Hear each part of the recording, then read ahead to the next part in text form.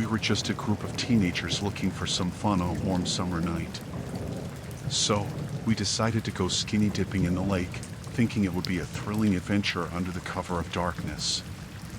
Little did we know, it would turn into a nightmare we'd never forget. The lake looked calm and inviting as we made our way down to the water's edge, the moonlight casting an eerie glow on its surface. We laughed and joked as we stripped down and waded into the cool, refreshing water, unaware of the danger lurking beneath. Then, without warning, one of my friends disappeared beneath the surface with a loud splash, thrashing and struggling as if something had grabbed hold of them. We all froze in horror, our hearts pounding in our chests as we searched frantically for any sign of them. But no matter how hard we looked, there was no trace of our friend, just the dark, murky water stretching out in every direction. Panic set in as we realized that they were gone, swallowed up by the lake without a trace. We knew we had to get out of there, to find help before it was too late. But as we made our way towards the shore, a sense of dread washed over us like a tidal wave. It was like the lake itself had come alive, the water churning and roiling as if something was lurking just beneath the surface. I could feel ice watching us from the darkness, filled with a hunger that sent a chill down my spine. We stumbled and fell as we scrambled onto the shore, our breath coming in ragged gasps as we tried to put some distance between ourselves and the lake. But no matter how fast we ran, it felt like the darkness was closing in around us, like we were being hunted by some unseen predator. As we reached the safety of the shore, we turned back to look at the lake, half expecting to see something emerging from its depths. But all we saw was the still, silent water, like nothing had ever happened. We knew we had to get help, to tell someone what had happened before it was too late. But as we made our way back to town, a sense of dread settled over us like a dark cloud. It was like we were being watched, like something was following us from the shadows, waiting for the perfect moment to strike. And no matter how hard we tried to shake the feeling, we couldn't escape the sense of unease that lingered in the air. When we finally made it back to town, we told the local police what had happened, but they dismissed our story as nothing more than a prank gone wrong. They said there was no evidence of foul play, no sign of our missing friend, and said we was making it up, but in their eyes it was like they knew the truth. When we got home, we reported a missing persons case, and to this day, they have never been found.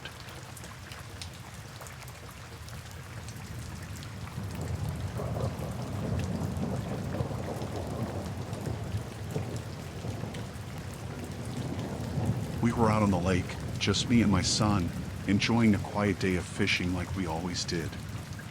It was our favorite spot, a peaceful retreat from the hustle and bustle of everyday life. But little did we know, our day of relaxation would soon turn into a nightmare. As we cast our lines into the water, the sun shining down on us, I couldn't shake the feeling that something was off. It was like there was a heaviness in the air, a sense of unease that settled over me like a dark cloud. But I pushed the feeling aside, telling myself it was just my imagination running wild.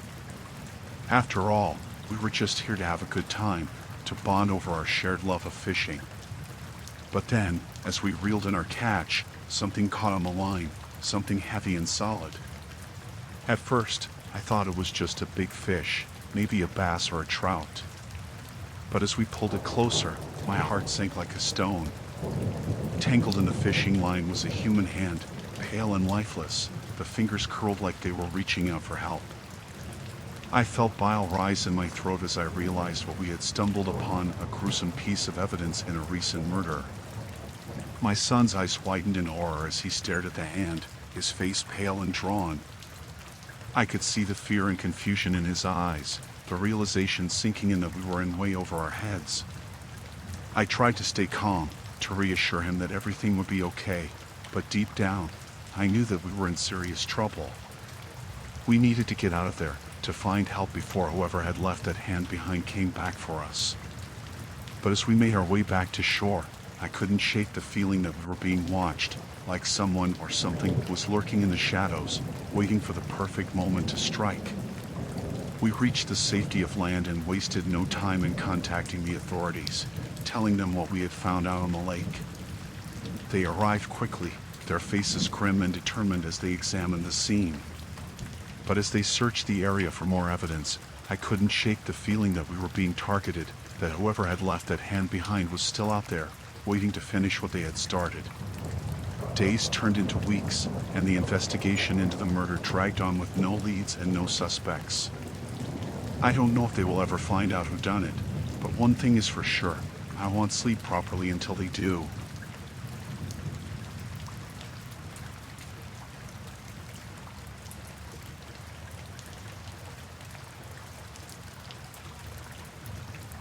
We were a group of friends out on the lake to celebrate a birthday. It was a warm summer night, the stars twinkling overhead as we cruised along in our boat, laughing and joking as we enjoyed each other's company. But little did we know, our night of celebration was about to take a terrifying turn. As we reached the middle of the lake, our boat suddenly sputtered and died, leaving us stranded in the darkness. Panic set in as we realized that we were adrift in the middle of the water, with no way to call for help. We tried to remain calm, to assess the situation and come up with a plan, but our nerves were frayed and our minds were racing with fear. And then, out of the darkness, we saw them, 2 men in another boat, slowly approaching us with sinister intent. My heart sank as I realized that we were not alone out here on the lake, that there were others out there who meant us harm. I could see the fear reflected in my friends' eyes as they huddled together, clutching each other tightly as the men drew closer. We tried to call out to them, to ask for help, but they ignored our cries, their faces hidden in the shadows as they continued to advance towards us. I could feel a cold sweat breaking out on my skin as I watched them, my mind racing with terror at the thought of what they might do to us. And then, without warning, they were upon us, their boat bumping up against ours with a force that sent us stumbling backwards. I could see the glint of malice in their eyes as they leered at us, their intentions clear even in the darkness. We knew that we had to get out of there, to find a way to escape before it was too late. But as we scrambled to start the engine and get away, I could feel a sense of dread settling over me like a heavy weight. I could hear my friends shouting, their voices filled with fear and desperation as they tried to fend off our attackers. But it was no use, we were outnumbered and outmatched, our only hope for survival slipping away with each passing moment. And then, just when it seemed like all hope was lost, I saw a glimmer of light in the distance, like a beacon of salvation in the darkness. It was another boat, coming to our rescue just when we needed it most. With a surge of adrenaline, we made a run for it, jumping into the water and swimming towards the approaching boat with all the strength we had left. I could feel the icy water closing in around me, threatening to drag me down into its depths, but I pushed on, fueled by the desperate need to escape. And then, finally, we were safe, pulled aboard the rescue boat by our saviors and whisked away from the nightmare that had unfolded on the lake. As we looked back at the 2 men fading into the darkness, we all felt lucky to be alive.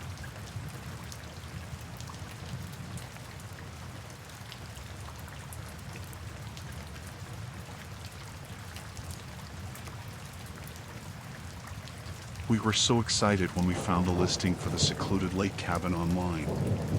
It seemed like the perfect getaway, a chance to escape the hustle and bustle of the city and spend some quality time together in the great outdoors. Little did we know, our romantic weekend would soon turn into a nightmare beyond our wildest imaginations. As we arrived at the cabin, we were immediately struck by its rustic charm. Nestled among the trees, with a stunning view of the lake, it was everything we had hoped for and more. We couldn't wait to explore the surrounding woods and take in the natural beauty of our surroundings. But as we set out on our hike, our excitement quickly turned to unease. The woods felt eerily quiet, with not a bird chirping or a rustle of leaves to break the silence. It was as if the forest itself was holding its breath, waiting for something to happen. As we ventured deeper into the woods, we stumbled upon a clearing, where we came face to face with a sight that chilled us to the bone, a makeshift altar, adorned with bloody sacrifices. My heart hammered in my chest as I realized that we had stumbled upon something dark and sinister, something that should never have been disturbed.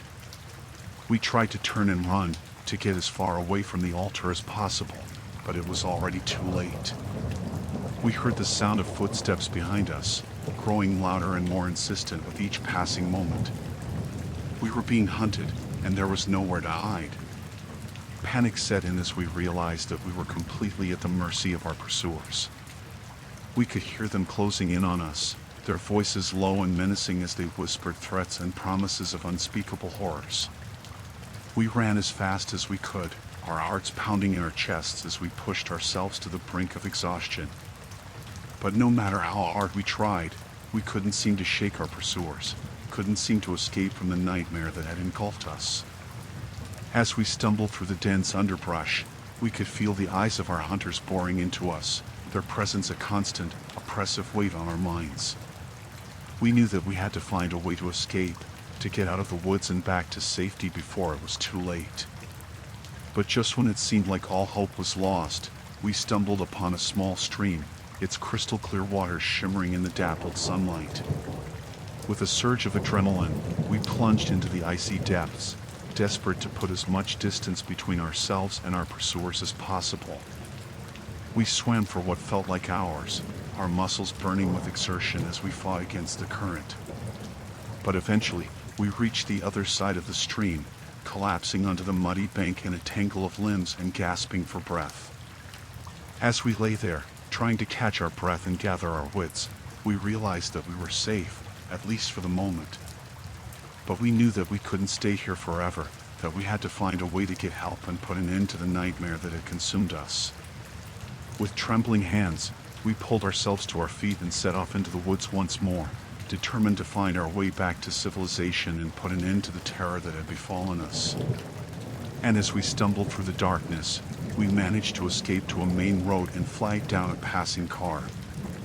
Once we reached the safety of a town, we reported it to the local police, but it was like they had an agreement with the cult. They told us if we made it out alive, we were better off forgetting it and to leave it alone.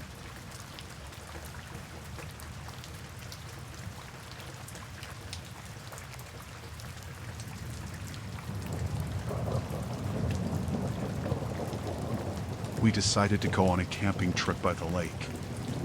It was supposed to be a chance for our family to bond and reconnect with nature. We packed up our gear, loaded the car, and headed out to the remote campground. Once we arrived, we set up our tents near the edge of the woods. The air was crisp, and the scent of pine surrounded us. It felt good to be away from the hustle and bustle of city life.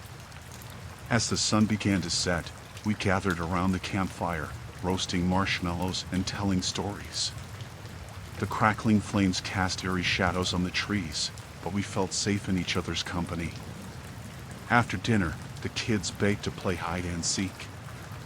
We agreed, thinking it would be a fun way to tire them out before bed. My youngest, Emily, insisted on being the seeker first.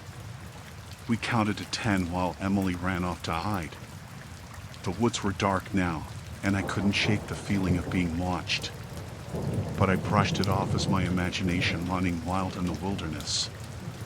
As we searched for Emily, the woods seemed to swallow her up. Branches rustled in the wind, and strange noises echoed through the trees. Panic began to creep into my chest as we called out her name, but there was no response. Minutes turned into hours as we combed through the forest, our flashlights cutting through the darkness. I could see the fear in my wife's eyes as she clutched our other children close. Just when we were about to give up hope, we heard Emily's voice faintly calling for help. It sounded like she was deep in the woods, far from where we had been searching. We followed her voice, pushing through thick underbrush and stumbling over roots. The forest seemed to close in around us, and I felt like we were being watched by unseen eyes. Finally, we stumbled into a small clearing, and there was Emily, huddled in a ball, tears streaming down her face. She looked pale and terrified, but otherwise unharmed. She told us that she had been hiding behind a tree when she heard something moving in the bushes nearby. It sounded like footsteps, slow and deliberate, getting closer and closer. That's when she had panicked and run deeper into the woods, losing her sense of direction in the darkness. She said she had been wandering aimlessly for what felt like hours before she heard our voices. We didn't waste any time getting out of there. We grabbed Emily and practically ran back to the campground, not daring to look back. Once we were safely back at our tents, we packed up our things and hightailed it out of there, leaving the campground behind us. To this day, I still don't know what was out there in the woods that night, but I'll never forget the feeling of being hunted.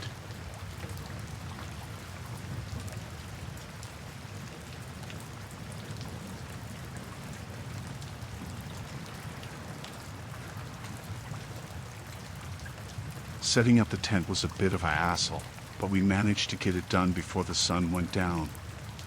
The air was cool and the stars were shining bright overhead. It felt peaceful and romantic. We made a fire and roasted marshmallows, reminiscing about our years together. But as the night wore on, I started to feel uneasy. It was like there was something lurking in the shadows, watching us. When we crawled into our sleeping bags and zipped up the tent for the night, I couldn't shake the feeling of being watched. Every rustle of leaves or snap of a twig outside made my heart race. Suddenly, we heard strange noises coming from outside the tent. It sounded like footsteps, slow and deliberate, crunching on the forest floor. My wife gripped my arm, her eyes wide with fear. We held our breath, listening intently as the footsteps drew closer and closer. I wanted to peek outside and see what was out there, but I was too scared to move. Just when I thought I couldn't take it anymore, the footsteps stopped right outside our tent. I could hear someone breathing heavily, their breath fogging up the fabric of the tent. My wife and I huddled together, trying to make ourselves as small as possible. I could feel my heart pounding in my chest, drowning out all other sound. Then, without warning, the intruder spoke. Their voice was low and menacing, sending shivers down my spine. They taunted us, telling us they knew we were in there and that there was nowhere for us to hide. They said they had been watching us for hours, waiting for the perfect moment to strike. I felt a cold sweat break out on my forehead as I realized we were completely at their mercy. I didn't know what they wanted from us or why they were tormenting us like this. We stayed silent, hoping that if we didn't respond, they would go away. But they just laughed, a cruel sound that echoed through the night. Then, as suddenly as they had appeared, they were gone. The footsteps faded into the distance, leaving behind an eerie silence. My wife and I stayed awake the rest of the night, too scared to sleep. Every little sound made us jump, convinced that the intruder had returned to finish what they had started. When morning finally came, we packed up our things and left the campground behind us, vowing never to return.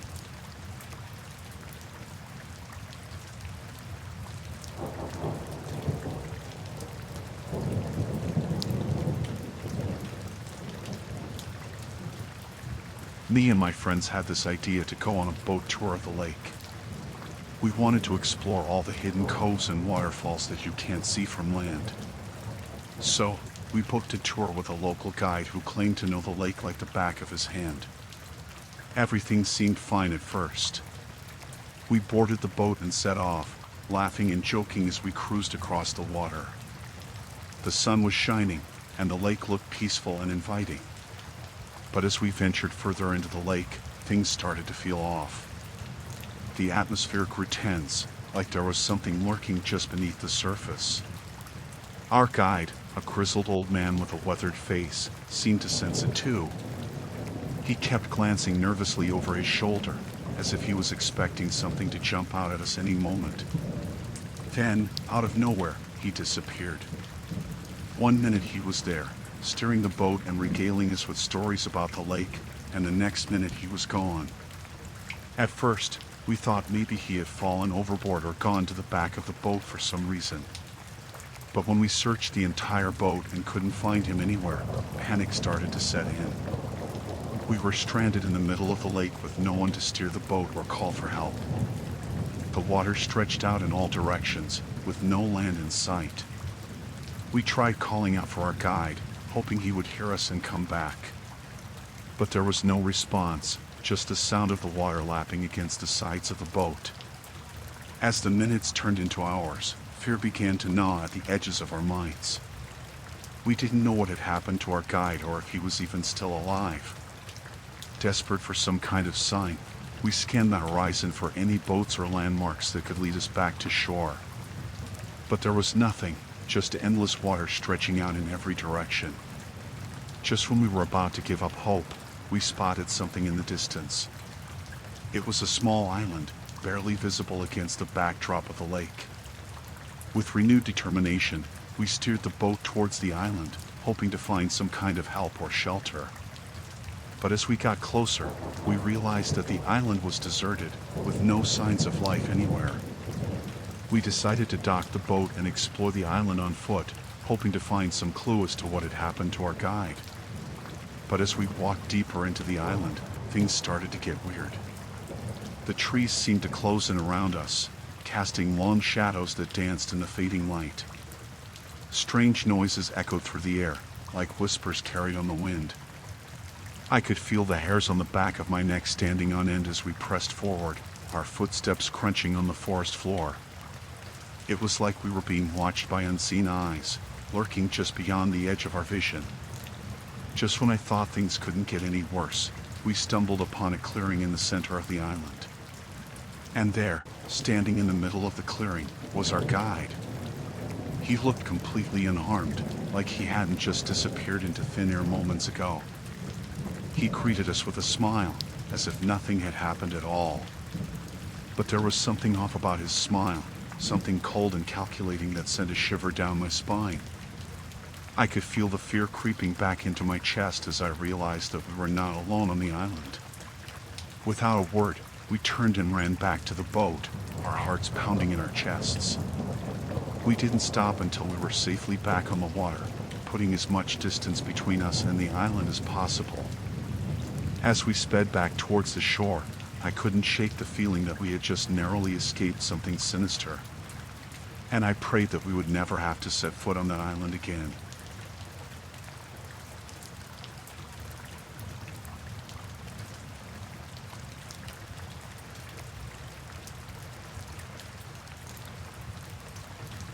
After a messy breakup, I needed some time alone to clear my head. So, I decided to go hiking by the lake, hoping the fresh air and scenic views would help ease my mind. The trail was quiet and peaceful, with only the sounds of birds chirping and leaves rustling in the breeze. I felt a sense of calm wash over me as I wandered deeper into the woods, surrounded by nature's beauty. But as I rounded a bend in the trail, something caught my eye. It was a hidden cabin tucked away in a clearing, almost completely obscured by the dense foliage. Curiosity got the better of me, and I couldn't resist the urge to investigate. As I approached the cabin, a chill ran down my spine. There was something eerie about the place, something that made my skin crawl. Pushing aside the overgrown bushes, I cautiously made my way to the door. It was slightly ajar, as if inviting me inside. With trembling hands, I pushed it open and stepped into the darkness. The air inside the cabin was musty and stale, with a faint odor that made my stomach churn. I could barely see anything in the dim light, but I knew I had stumbled upon something sinister. Scanning the room, my eyes fell upon a gruesome sight. There, in the corner, was a pool of dried blood and a tattered piece of fabric, evidence of a recent murder. Fear gripped me like a vice as I realized I had stumbled upon the lair of a serial killer. My mind raced with thoughts of escape, but I knew I had to stay calm and think things through. Suddenly, I heard a noise outside the cabin, a twig snapping underfoot. My heart skipped a beat as I realized the killer could still be nearby, lurking in the shadows, waiting to strike again. Panic surged through me as I frantically searched for a way out. But the windows were boarded up, and the door was the only exit. With trembling hands, I dialed 911 on my phone and reported what I had found. The operator assured me that help was on the way, but I knew I couldn't wait around for them to arrive. Summoning all my courage, I burst out of the cabin and ran as fast as my legs would carry me.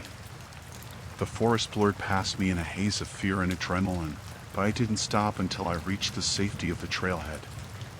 Breathless and shaking, I collapsed on the ground and waited for the sound of sirens in the distance. It felt like an eternity before help finally arrived, but when it did, I felt a wave of relief wash over me. The police conducted a thorough investigation of the cabin and surrounding area, but there was no sign of the killer. It was as if he had vanished into thin air, leaving behind only the chilling evidence of his crimes. In the days that followed, I couldn't shake the feeling of dread that lingered in the back of my mind.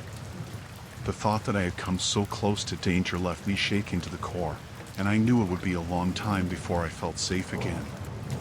But I also felt a sense of gratitude for having escaped unharmed.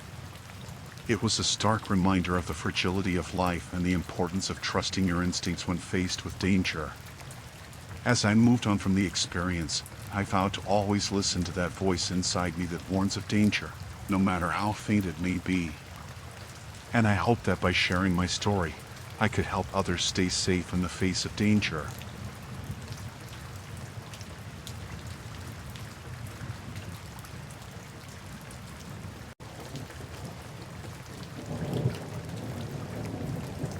We planned a camping trip by the lake to celebrate the 4th of July as a family. It seemed like the perfect way to enjoy the holiday, surrounded by nature and away from the hustle and bustle of the city. As we set up our campsite near the shore, excitement filled the air. We unpacked our tents and coolers, eager to spend the weekend relaxing and enjoying each other's company. But as the sun began to set and the sky darkened, a sense of unease settled over us. I couldn't shake the feeling that something wasn't right, like we were being watched from the shadows. Then, in the distance, we saw a group of strangers gathering on the shore. They were dressed in dark robes and carrying torches, their faces obscured by the flickering flames. Curiosity mingled with fear as we watched them perform a sinister ritual, chanting in low, guttural voices. I couldn't make out what they were saying, but the sense of danger hung heavy in the air. Panic gripped me as I realized we were in grave danger. Without a word, I grabbed my family and we silently crept away from the campsite, careful not to draw attention to ourselves. We made our way through the trees, heart pounding in our chests, until we were safely hidden from view. From our hiding spot, we watched as the strangers continued their ritual, oblivious to our escape. Fear gnawed at the edges of my mind as we waited for an opportunity to make a run for it. I prayed that we would make it out of there alive, that we would escape the clutches of whatever sinister force lurked on the shore. Finally, the moment came. The strangers finished their ritual and began to disperse, leaving the shore empty and silent once more. With trembling hands, we made a break for it, running as fast as our legs would carry us through the darkness. Branches scratched at our skin and roots threatened to trip us up, but we didn't stop until we reached the safety of our car. Breathless and shaking, we peeled out of the campground, leaving the strangers and their sinister ritual far behind us. It was a long, tense drive home, but we were grateful to be alive. As we pulled into our driveway, relief washed over me like a tidal wave. We had escaped the danger unscathed, but the memory of that night would haunt me for years to come.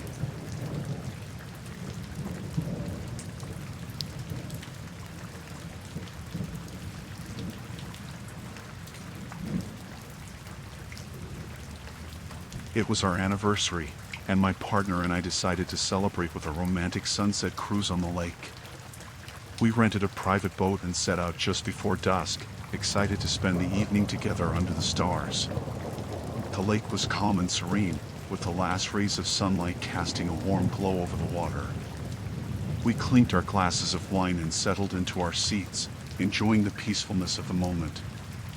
But as the sun dipped below the horizon, the atmosphere on the lake began to change. I could feel a sense of unease creeping over me, like we were being watched by unseen eyes. Suddenly, we heard the sharp crack of gunfire echoing across the water. My heart skipped a beat as I glanced around, trying to locate the source of the sound. We crouched low in the boat, hoping whoever was shooting wouldn't notice us. But then, another gunshot rang out, followed by the sound of glass shattering as our wine bottle exploded in a shower of shards. Panic surged through me as I realized we were being targeted. Someone out there was shooting at us, and we were completely exposed on the open water. Without hesitation, I grabbed the oars and started rowing as fast as I could, desperate to get us out of harm's way. My partner huddled beside me, their eyes wide with fear as we raced across the lake. The sound of gunfire seemed to follow us, growing louder and more frantic with each passing moment. I could feel the adrenaline coursing through my veins as I strained against the oars, my muscles burning with exertion. Every splash of water against the hull sent shivers down my spine, as if the bullets were inches away from piercing the thin metal of the boat. I didn't dare look back, afraid of what I might see lurking in the darkness. But finally, after what felt like an eternity, we reached the safety of the shore. I practically leaped out of the boat and onto solid ground, my legs trembling with exhaustion and relief. My partner and I collapsed onto the ground, gasping for breath as we tried to process what had just happened. The adrenaline was still coursing through my veins, making it hard to think straight. As we caught our breath, we realized just how lucky we had been to escape unharmed. Whoever had been shooting at us had meant business, and if we hadn't acted quickly, things could have ended much differently. Shaken but grateful, we made our way back to the rental office, where we reported the incident to the authorities. They promised to investigate, but I couldn't shake the feeling of unease that lingered in the pit of my stomach. Even now, weeks later, I can still hear the echoes of gunfire in my nightmares, a chilling reminder of just how close we had come to tragedy. But I'm thankful that we made it out alive, and I'll never forget the terror of that night on the lake.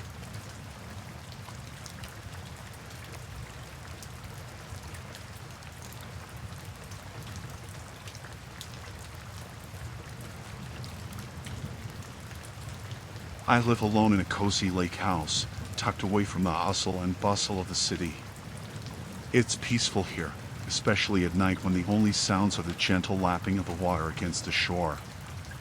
One night, I was startled awake by a knock on the door. Glancing at the clock, I saw it was just past 2 a.m. I wondered who could possibly be out here at this hour, but I got up to answer the door, assuming it was just a late-night visitor who had lost their way. When I swung open the door, there was no one there.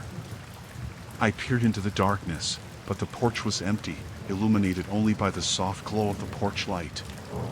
Confused, I shrugged it off and closed the door, chalking it up to my imagination playing tricks on me. But as I made my way back to bed, a feeling of unease settled over me. Suddenly, I heard a noise coming from downstairs. It sounded like footsteps, slow and deliberate, echoing through the silent house. Panic surged through me as I realized I wasn't alone. Someone was in the house with me, lurking in the shadows, watching my every move. Without thinking, I bolted for the door, desperate to escape before it was too late. But as I reached the front door, I froze in terror. Standing in the doorway was a figure, shrouded in darkness, their eyes gleaming with malice. I could feel the blood drain from my face as I realized I was trapped, with nowhere to run and no one to help me. Frantically, I turned and sprinted towards my neighbor's house, just down the lake. I could hear the sound of my own footsteps pounding against the pavement, but it felt like I was running in slow motion, as if the darkness was swallowing me whole. With every step, I could feel the presence of someone behind me, lurking just out of sight.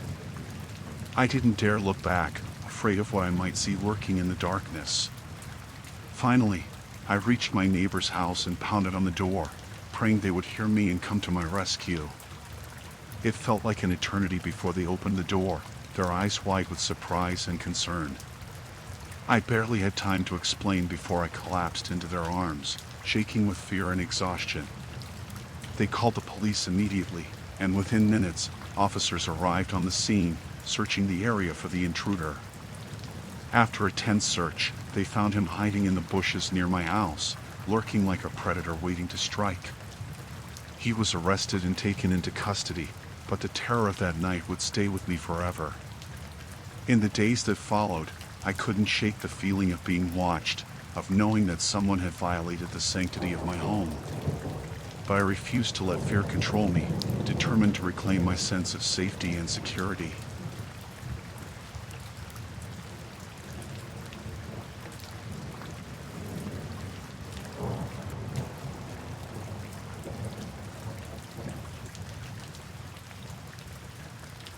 I agreed to pose for a photographer at the lake for a portfolio shoot. It seemed like a great opportunity to build my modeling portfolio and get some stunning shots in a natural setting. The photographer, a man in his 40s with a friendly smile, seemed professional and experienced. He had all the right equipment and knew exactly what shots he wanted to capture. At first, everything seemed normal. We started off with some basic poses near the water, the sunlight casting a warm glow over the scene. I felt relaxed and confident, enjoying the experience of being in front of the camera. But as the day progressed, things started to take a dark turn.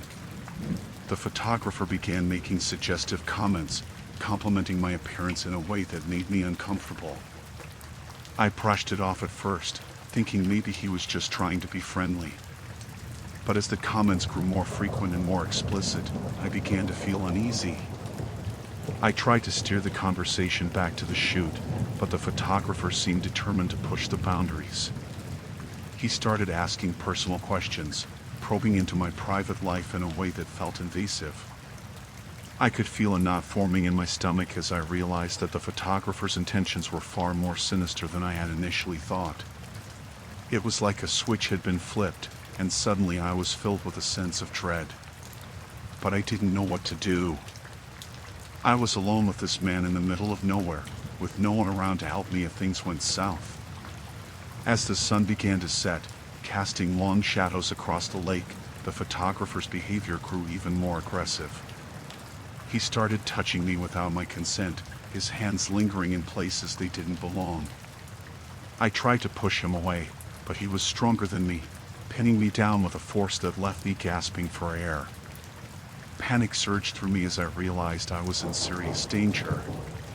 Desperate for escape, I managed to break free from his grasp and bolted towards the edge of the lake.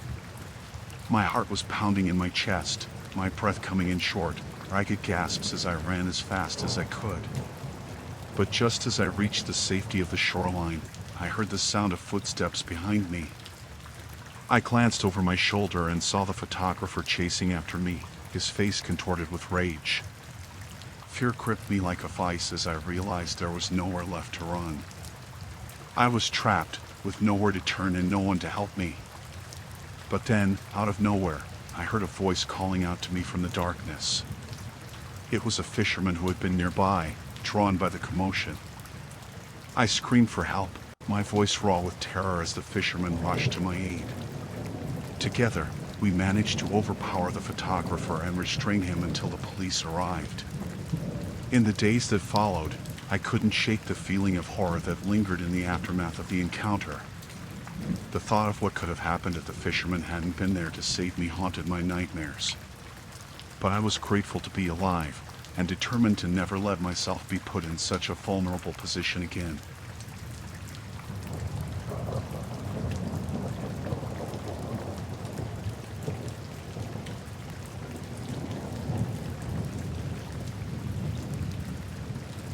Being a park ranger at the lake had its perks, but it also meant dealing with troublemakers from time to time. It was my job to patrol the area and keep an eye out for any signs of trouble, which is exactly what I was doing one evening. As I made my rounds, I stumbled upon an abandoned campsite tucked away in a remote corner of the lake. At first, I thought nothing of it. People often left their campsites in a hurry, especially if they were inexperienced campers. But as I got closer, I noticed something strange. There were signs of a struggle, ripped tent fabric, scattered belongings, and what looked like bloodstains on the ground. My heart pounded in my chest as I realized I had stumbled upon something far more sinister than I ever imagined. Someone had been attacked here, and they were likely in serious danger. I radioed for backup and began searching the area for any signs of the victim or the attacker. Every rustle of leaves and snap of a twig set my nerves on edge, as if someone or something was watching me from the shadows. Then, out of the corner of my eye, I spotted movement in the trees. I spun around, my hand instinctively reaching for the stun gun at my hip, but there was nothing there, just the sound of the wind rustling through the leaves.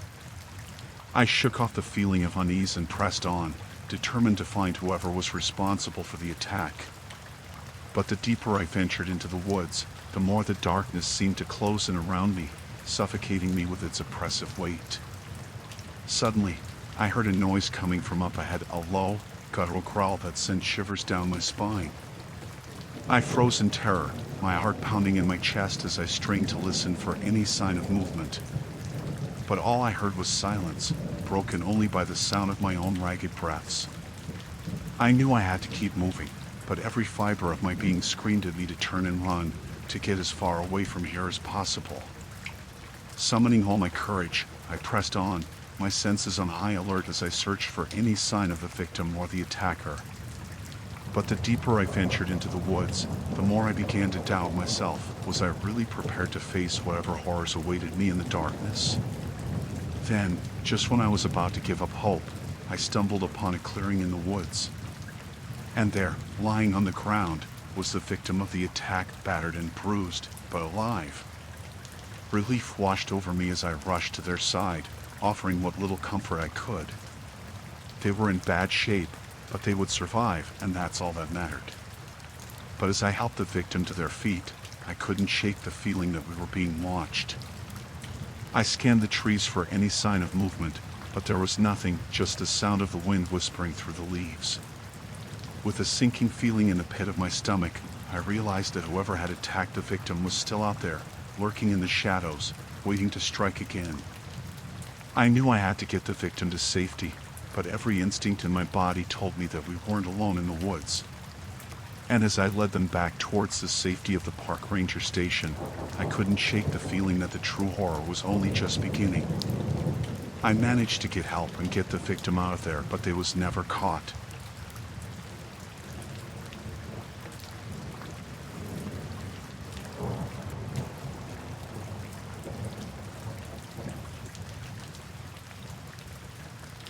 Alright, so I was a college student looking to make some extra cash over the summer.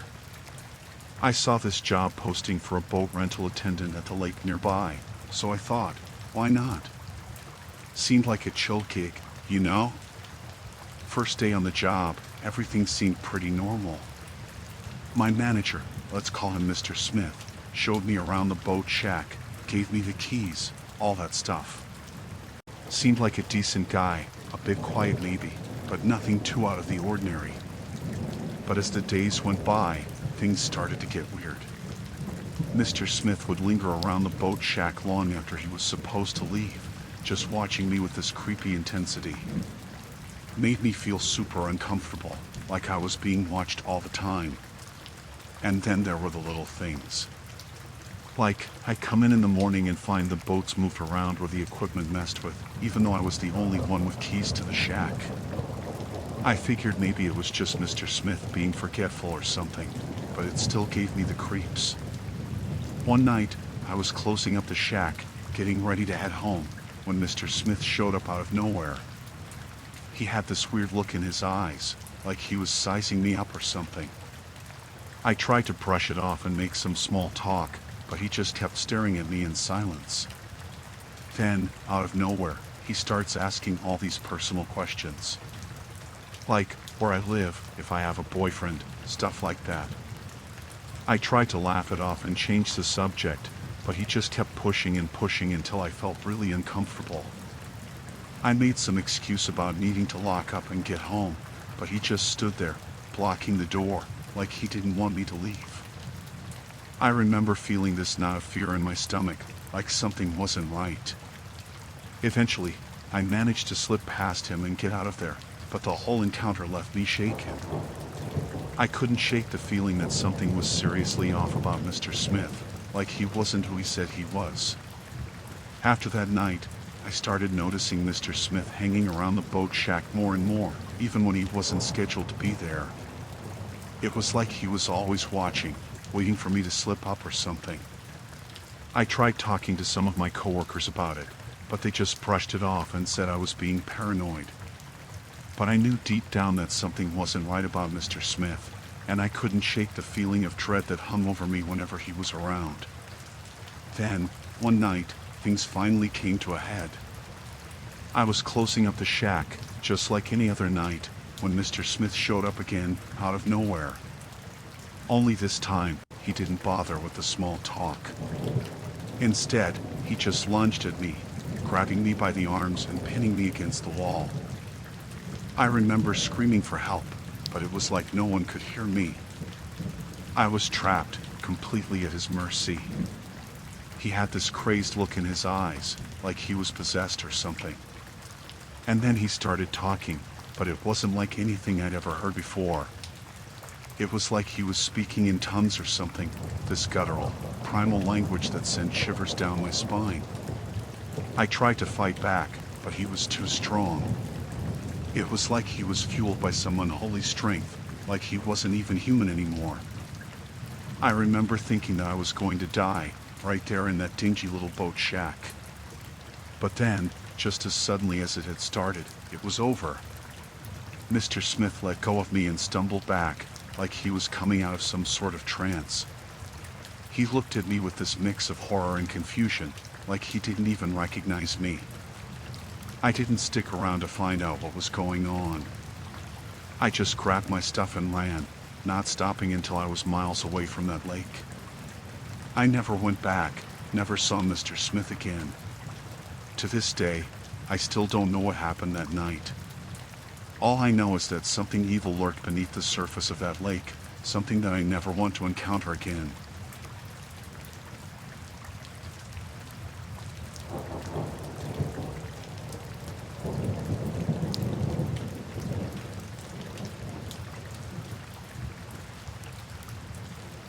I rented a cabin for spring break, looking forward to a peaceful getaway from the stresses of school.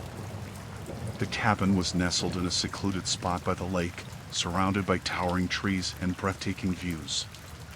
At first, everything seemed perfect. The weather was warm, the birds were singing, and the lake sparkled in the sunlight. But as the days passed, I couldn't shake the feeling that something was off. I started noticing strange movements across the lake, like someone was watching me from a distance. At first, I brushed it off as my imagination, but the feeling persisted, growing stronger with each passing day. Then, one evening as I was sitting on the porch, I caught a glimpse of something glinting in the sunlight from across the lake. Curiosity piqued, I grabbed a pair of binoculars and trained them on the source of the glint. What I saw made my blood run cold. There, in the window of the cabin across the lake, was a man, my neighbor, staring back at me through high-powered binoculars. Fear gripped me as I realized he had been secretly watching me every move. I felt violated, as if my privacy had been stripped away without my consent. But I couldn't confront him. I was alone in a remote cabin with no one around for miles. I didn't know what he was capable of, or what he might do if he knew I had caught him in the act. Instead, I resolved to keep a low profile and avoid drawing any attention to myself. But the more I tried to ignore it, the more the feeling of being watched intensified. I started noticing strange noises outside the cabin at night, footsteps crunching on the gravel path, branches snapping in the darkness. Every sound sent shivers down my spine, as if someone or something was lurking just beyond the edge of my vision. I tried to convince myself it was just my imagination, but deep down, I knew something was wrong. I couldn't shake the feeling that I was in danger, that my neighbor's obsession with me was spiraling out of control. Desperate for answers, I decided to investigate. I waited until nightfall, when the cover of darkness would conceal my movements, and set out across the lake towards my neighbor's cabin. As I approached, I could feel the hairs on the back of my neck standing on end. The cabin loomed in the darkness, silent and foreboding, like a predator waiting to strike. Summoning all my courage, I crept closer, my heart pounding in my chest. I could hear my own breath echoing in the stillness, loud and ragged in the quiet of the night. Then, suddenly, I heard a noise coming from inside the cabin, the sound of footsteps pacing back and forth, accompanied by a low, guttural muttering. Panic surged through me as I realized my neighbor was inside, just a few feet away from me. I wanted to turn and run, to get as far away from here as possible, but I knew I had to press on. With trembling hands, I reached out and pushed open the door, my heart pounding in my chest. What I saw inside made my blood run cold. There, in the center of the room, surrounded by walls covered in photographs of me, was my neighbor, his eyes wild with obsession, his face contorted with madness. I felt like I had stumbled into a nightmare, trapped in a twisted reality where nothing was as it seemed. I knew I had to get out of here, to escape before it was too late. But as I turned to flee, I heard the sound of footsteps behind me, heavy, lumbering footsteps that sent a chill down my spine. I glanced over my shoulder and saw my neighbor standing in the doorway, blocking my only escape route. Fear gripped me as I realized I was trapped, with nowhere left to run. I could feel his eyes boring into me, his gaze filled with a madness that sent shivers down my spine. But then, just when it seemed like all hope was lost, I heard the sound of approaching sirens in the distance.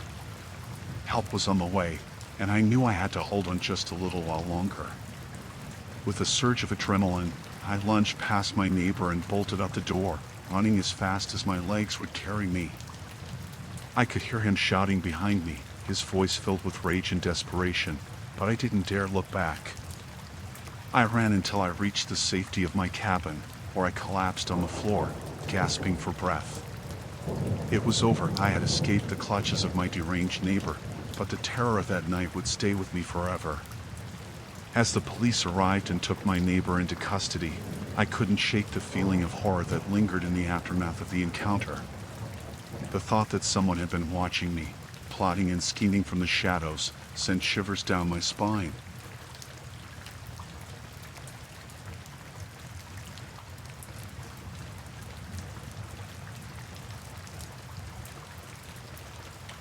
Our high school reunion brought us back to the lake where we used to spend our summers. It felt nostalgic being back in this familiar setting, surrounded by the shimmering water and towering trees. As we gathered around the campfire, reminiscing about old times, I couldn't shake the feeling that something was off. There was a tension in the air, a sense of unease that hung over us like a dark cloud. As the night wore on and the fire crackled in the darkness, old secrets began to surface. Stories that had long been buried came bubbling to the surface, threatening to tear our friendships apart. I listened as my friends confessed their deepest regrets and darkest desires, their voices trembling with emotion. It was like peeling back layers of a long-forgotten mystery, revealing the truth hidden beneath the surface. But as the night grew darker and the stories grew more intense, I realized that some secrets were meant to stay buried. There was a darkness lurking within each of us, a shadow that threatened to consume us if we let it. Suddenly, one of my friends blurted out a confession that sent shockwaves through the group. It was a secret so dark and twisted that I could hardly believe my ears. As the truth sank in, the atmosphere around the campfire grew heavy with tension. I could feel the weight of our secrets pressing down on us, threatening to suffocate us in their darkness. But just as I thought things couldn't get any worse, a figure emerged from the shadows, their face obscured by the darkness. My heart leaped into my throat as I realized that we were now alone.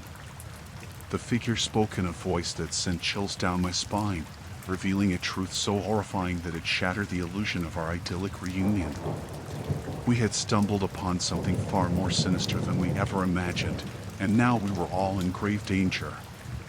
Panic surged through me as I scrambled to my feet, my heart pounding in my chest. I knew we had to get out of here before it was too late, before whatever darkness lurked in the shadows consumed us all. But as I turned to run, I realized that the figure was blocking our path, their eyes gleaming with malice.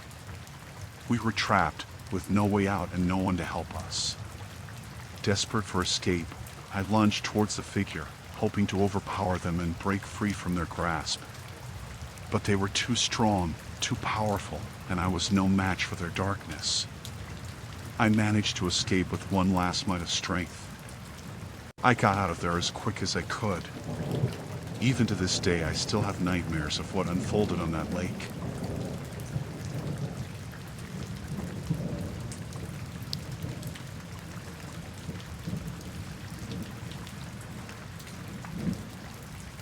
As a police officer, it's my duty to uphold the law and protect the community. So, when we received a call about a missing person near the lake, my team and I immediately sprang into action. We combed the area, searching every inch of the lake and its surroundings for any sign of the missing individual. The sun beat down relentlessly as we trudged through the dense underbrush, our hearts heavy with the weight of our mission. Hours turned into days as we continued our search, refusing to give up hope even as the odds seemed stacked against us. But with each passing moment, the sense of urgency grew, as did the fear that we might never find the missing person alive. Then, just when we were about to lose hope, we stumbled upon a grisly discovery: the body of the missing person, hidden among the trees near the edge of the lake. It was a grim reminder of the dangers lurking in the shadows, and the darkness that lay hidden beneath the surface. As we examined the scene, we realized that this was no ordinary case of a missing person. There were signs of foul play, bruising around the neck, defensive wounds on the arms, and a look of terror frozen on the victim's face. It was clear that we were dealing with a serial killer, someone who had been preying on unsuspecting victims for far too long. The realization sent a chill down my spine as I realized the magnitude of the task that lay ahead of us. But as we delved deeper into the investigation, we began to uncover a web of lies and deceit that stretched far beyond the shores of the lake. There were secrets lurking in every shadow, waiting to be uncovered. And then, just when we thought we were getting closer to the truth, I started receiving threats. They came in the form of anonymous letters and late-night phone calls, warning me to back off or face the consequences. But I refused to be intimidated. I knew that we were onto something big, something that could bring a dangerous killer to justice and bring closure to the families of the victims. Then, one day, we got a break in the case. A witness came forward with crucial information that led us straight to the killer's doorstep. We raided his home, guns drawn and hearts pounding, ready to apprehend him once and for all. And there he was, standing in the doorway with a look of defiance on his face. But we were ready for him, and we took him into custody without a fight. As we led him away in handcuffs, I couldn't help but feel a sense of satisfaction. We had done it. We had brought a killer to justice and put an end to his reign of terror. But as I looked into the eyes of the man who had caused so much pain and suffering, I couldn't help but wonder what drove him to commit such heinous acts. What darkness lurked within his soul, and what demons had driven him to kill? But those were questions for another day. For now, all that mattered was that justice had been served, and the families of the victims could finally find peace.